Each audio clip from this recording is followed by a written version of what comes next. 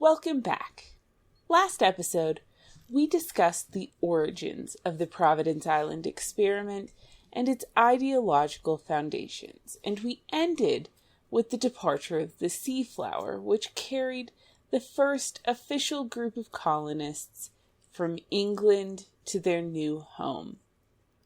An advance party was already there, building the settlement under the leadership of Governor Philip Bell, who had jumped at the opportunity to leave the ungodly colony of Bermuda and found one based on Puritan ideals. You're listening to the American History Podcast with Sarah Tungsalvola, the show exploring who we are and why by tracing American history from the 17th century to the 20th. So, the Seaflower set sail from Plymouth Harbor in February of 1631. It was a 10-week trip and predictably terrible. The man who the company had hired to stock the ship with food and supplies had cheated them, buying the worst goods he could find and billing the company the full amount.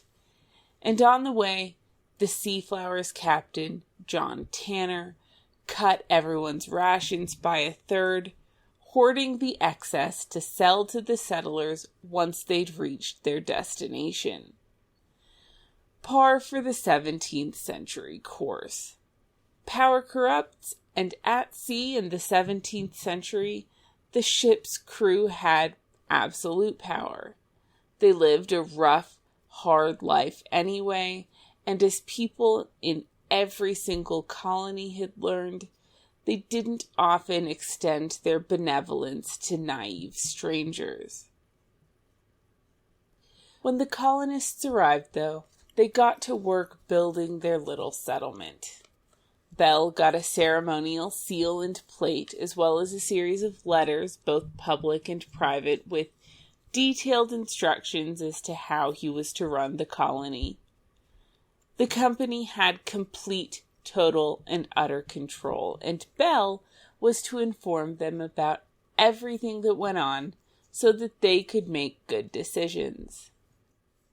Each family built their own house out of all the best mud on the island, and immediately after that, they were ordered to continue work on the forts, 3 in total, under the supervision of Captain Samuel Axe, an experienced privateer and fortifications expert who had cut his teeth during the Dutch Wars of Independence. And they would receive military training at least once a month, led by Captain William Rudyard. They were, after all, at the mouth of the Spanish Empire. And then they were ordered to grow enough food to be self-sufficient. Only after they'd grown enough food would the company consider sending more settlers and servants to help with the work. Beyond food, they were also ordered to experiment with commodity crops. Bell would assign experimental crops to each family and inform the company about which ones they were growing. Growing exotic plants would have the double benefit of supporting the company and reducing England's dependence on Catholic countries like Spain and Portugal for luxuries like silk, wine, and ginger. And Axe had brought all the finest scientific books in England to maximize the chance of crop success. And back in England, the company was looking for profitable commodities. They had friends in other colonies and trading companies like the East India Company, and it wasn't long before their dock was full of samples of exotic seeds, shoots, and plants. Some were foods, some were medicines, and plenty were used to dye cloth. But after one transatlantic voyage, the company was already in debt. In addition to paying the ship's crew £4 per passenger, the company had hired the ship at a rate of £130 per month. It was supposed to be gone for 9 to 10 months, but ended up being gone for over a year. There were only 20 people paying the entirety of this cost, which now came out to about £1,700. And some of the investors were reluctant to actually give the company the money they owed. To make up the difference, John Pym borrowed money at interest. But like so many before them, the Providence Island Company remained optimistic that this would be a one-time investment and that soon the colony would be self-supporting and sending back precious commodities. And to fuel their optimism, 3 months before the Seaflower returned to England, but a month after they'd expected it to, the company received letters on a different ship sent via Bermuda, in which the colonists expressed their own optimism. This island is amazing. It can grow anything. Precious things are already growing wild. We've already planted a ton of different types of fruit. This will grow into one of the great gardens of the world. The growing season was long enough that they could plant 2 to 3 crops of corn per year, and because the advance party had already done that, there was already tons of food before the Seaflower had arrived. And that food was the best on earth. The island was beautiful, the air was fragrant and filled with the songs of birds. This was the Eden of God, and the settlers had found all things to their heart's desire. And, they said, the colony was doing well on the religious front. Bell was a wonderful governor. He was serious, religious, and eloquent, and his deeds showed him to be all a Christian. And he knew a lot about planting tobacco, which could keep the colony going until everything else matured. And, the tobacco which grew on Providence Island was good enough to rival even the best Spanish tobacco. I mean, how many times have we heard this story? Or rather, how many times have we heard a different story as a colony started?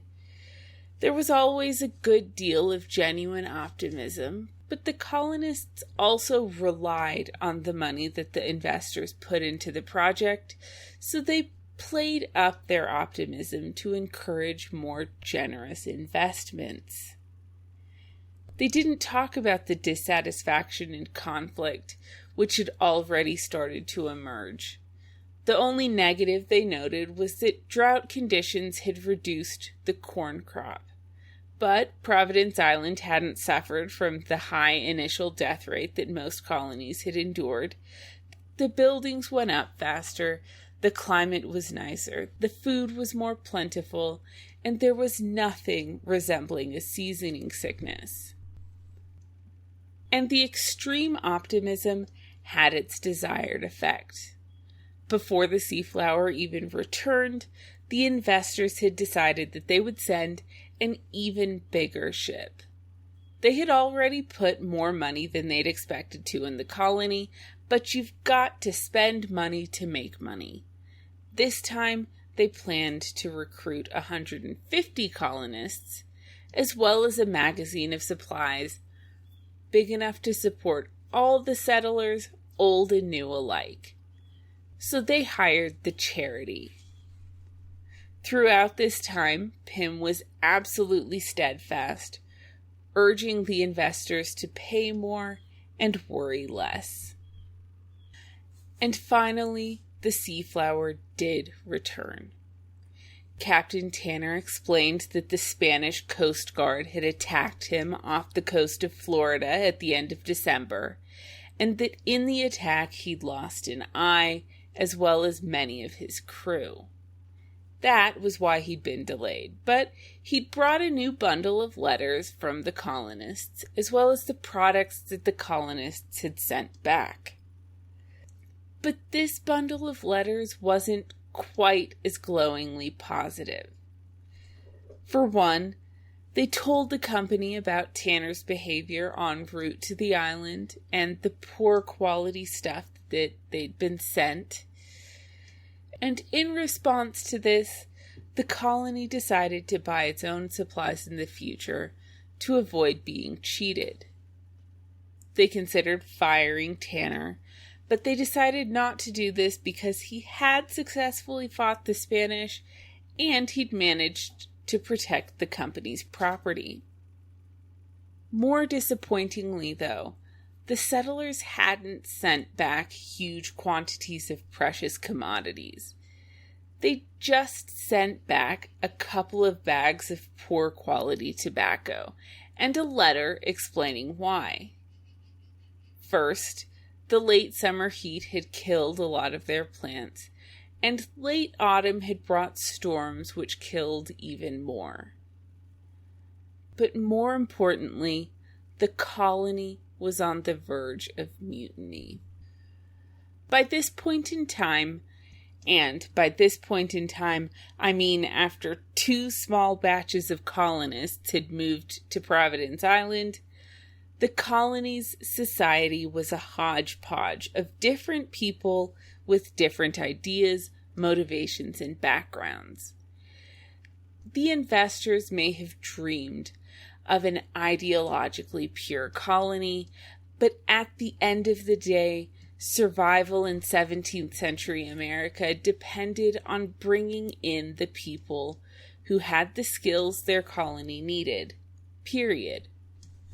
Providence Island had tried to minimize this, but it couldn't eliminate it entirely. The first group was the servants.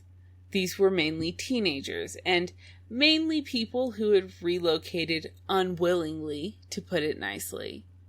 Yes, they had the promise of freedom after 3 years, but unlike most colonies, after their term was up, they wouldn't be given land because no one owned land in Providence Island. They faced beating from their fathers and were forced to conform with Puritan society, even though most of them didn't hold Puritan ideals. And for them, and everyone who worked the land, Providence Island's long growing season had a very tangible downside.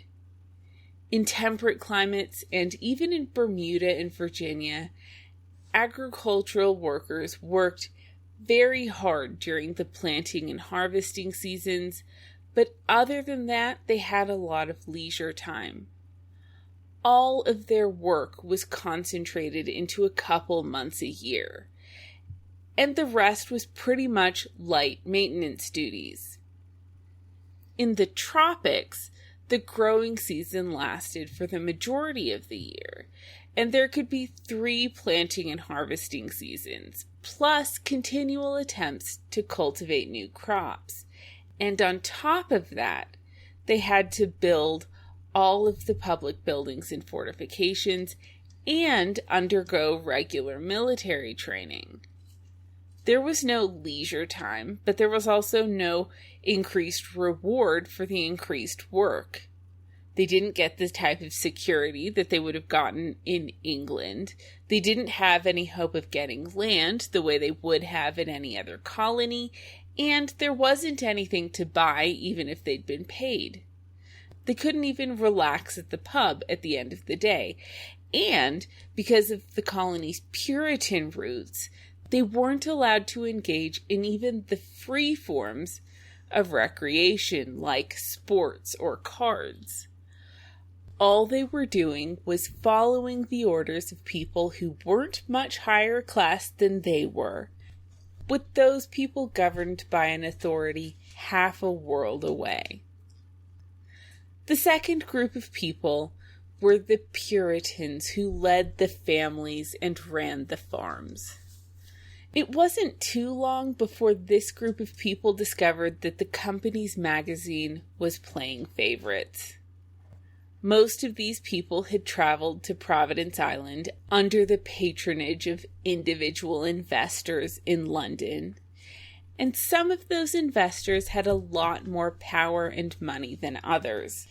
So, at the magazine, some people got virtually nothing or even had their goods confiscated, while others got as much as they needed. To make matters worse, there were actually Dutch ships regularly passing by who offered to sell them supplies at better prices.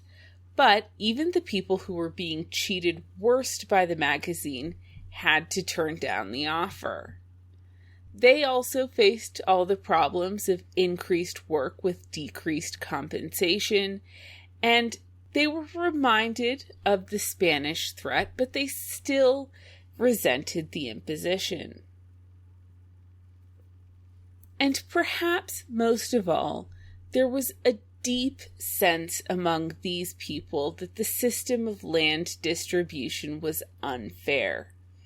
Not only did they not get permanent ownership of the land, they also had to give the company half of everything they grew, plus pay a corrupt magazine for supplies that they could buy more cheaply elsewhere, plus give their time to build a public works and take care of public officials.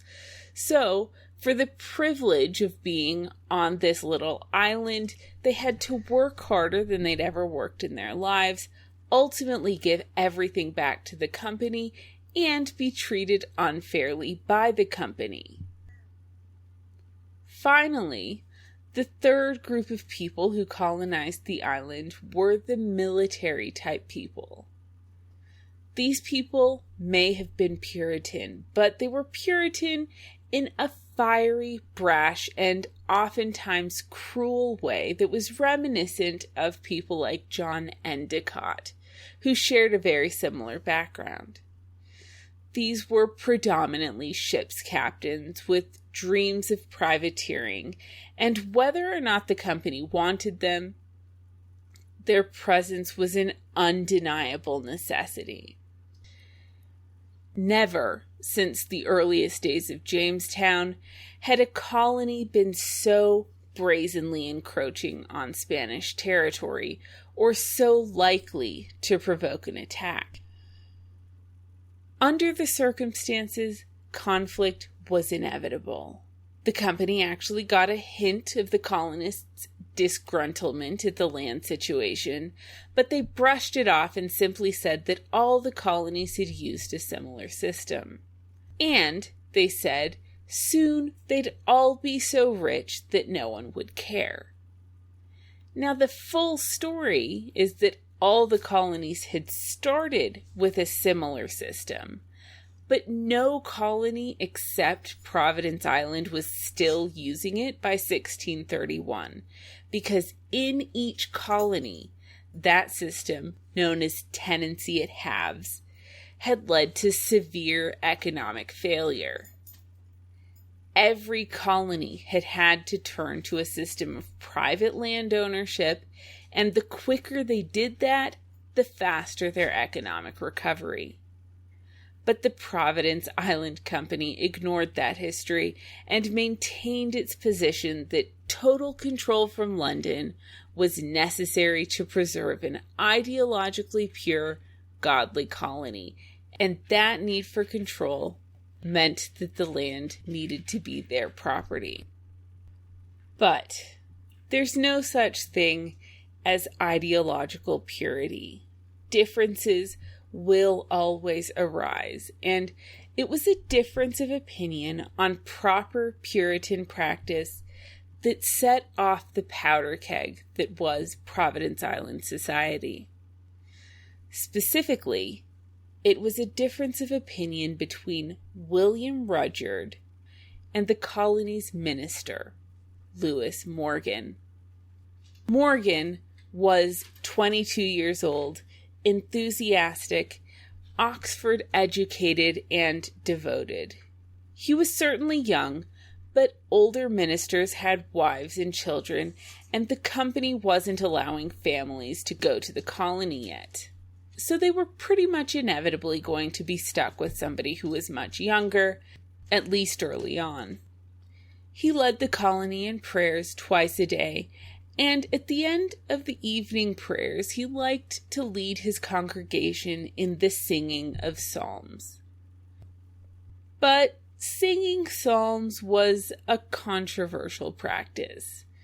People who supported it said that they were a godly alternative to raunchy ballads and folk songs, but others argued that singing psalms had never been a part of traditional church services, so they were sort of a contrived practice. And Captain Rudyard was in that camp. Rudyard was the younger brother of Benjamin Rudyard, who was one of the London investors, and he was a cousin of the Earl of Warwick, plus he was the colony's military leader. So Rudyard criticized Morgan, and Morgan returned the insult, calling Rudyard's remarks sacrilegious. And soon the fight went beyond psalms. Rudyard was older, respected, higher class, and used to military-style authority.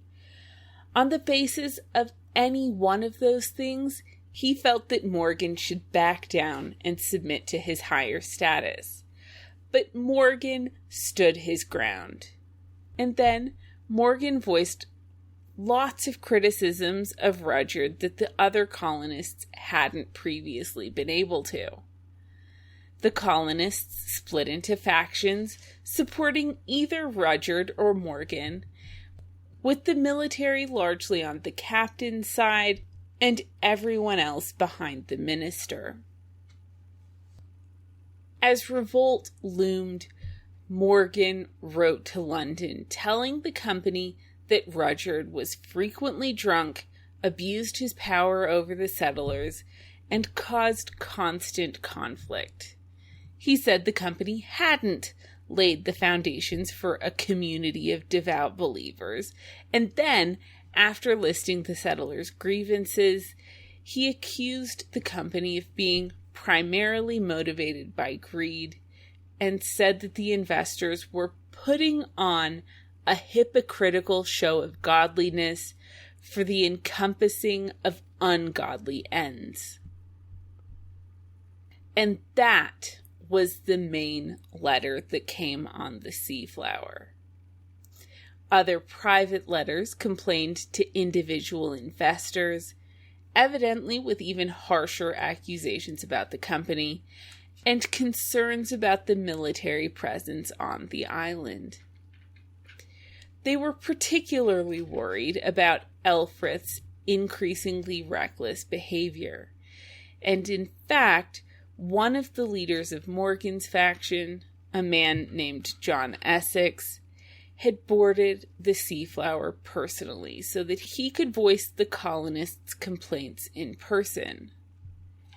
He may have even been planning to publish some of the letters, but he'd been killed in the Spanish attack. The company wasn't happy, and Morgan took the bulk of the blame. They may have outfitted him lavishly and allowed him to live in the governor's mansion, but at the end of the day, he was little more than a middle-class kid who was filling the role of minister until the colony stabilized and they could send someone more experienced. He was not supposed to be leading revolts. So the company ordered Bell to return Morgan to London, but they told him not to tell Morgan about the plan until the charity was getting ready to leave the island. They also sent a public letter aboard the charity, accusing the colonists of being no better than the Israelites, who were not satisfied with the promise of that good land which God had provided them. They pointed out their own enormous expenses, which already came out to over £600 per person, They told the colonists that their peers would call them fools for investing so much, but they said that they and the colonists alike had been given a great opportunity to serve their nation and their religion, and that neither group should take the mission lightly. And, they said, a lot of the blame for the problems lay with the settlers, who hadn't adequately experimented with commodities or even planted a large quantity of tobacco. And they pointed out that the settlers knew the terms before they went, and that they had had nothing before, so why were they complaining exactly? And it was with this attitude that they went through each one of the complaints voiced in the colonists' letters. And for the time being, they left it at that. Essex had been killed and Morgan would be sent back, so maybe the situation would dissipate. They forgave the other ringleaders, like Edward Gates, and sent some seeds of potential commodities like mulberry trees, rhubarb roots, and cotton, pomegranate, and pepper, which would be picked up on the way to Providence Island. And there were a few concessions and promises, including the potential of sending women, eliminating the family structure, and organizing some lifelong leases. They also sent more instructions for the colonists, telling the colonists to plant some sugar for their own personal use, even if the island wasn't fit for large-scale plantations. The new instructions included specific guidelines for Elfrith in response to colonists' increasing concerns, explicitly ordering him not to provoke any hostile confrontations unless he had specific instructions from London. If the island was attacked, he could defend it, and that was it. And they reiterated that Elfrith would be subservient to Bell and the council. And they decided to send away some of the less godly people, most of whom had come from Bermuda, though the military presence would still remain. And they would lock up the liquor and have the authorities distribute it, with the exception of private stores owned by people who had demonstrated their temperance. And they ordered that any cards, tables, and dice that colonists had privately requested be burned on arrival. If colonists wanted recreation, they could play chess or go shooting, and that was it. And they were still forbidden from trading with other countries' ships. So yet again, a fledgling colony had fallen into internal chaos, and yet again the colonists and investors had turned against each other. And yet again, they were flinging the same old insults at each other across the Atlantic. Lazy, greedy, ungrateful, corrupt. It's a pattern we've seen over and over again at this point. And that is to be expected. This was an extremely high-stakes, high-stress situation for both sides, but especially for the colonists. If you've ever taken a vacation with somebody or done a group project, you know how quickly things can get heated and how fast people, even those who normally get along, can turn on each other. And that's not even something where death or financial ruin are likely outcomes. And this was exacerbated by another development that occurred in all the colonies except the ones in New England. The power structures, which had always ordered traditional English society, were gone. Entire congregations would move to New England, and yet they still dealt with their fair share of faction fighting. But in Virginia, in Bermuda, and to a slightly lesser extent in Maryland, but also in the Caribbean colonies, people went individually. And they went individually to a place that didn't have a pre-existing government or power structure, where ultimate authority was weeks away and where life and death depended on making the right decision regardless of what class you were. Most higher-ranking people had come with some expectation of being treated better, but it was never long before the middle and lower classes started to question that. There simply wasn't anything in it for them.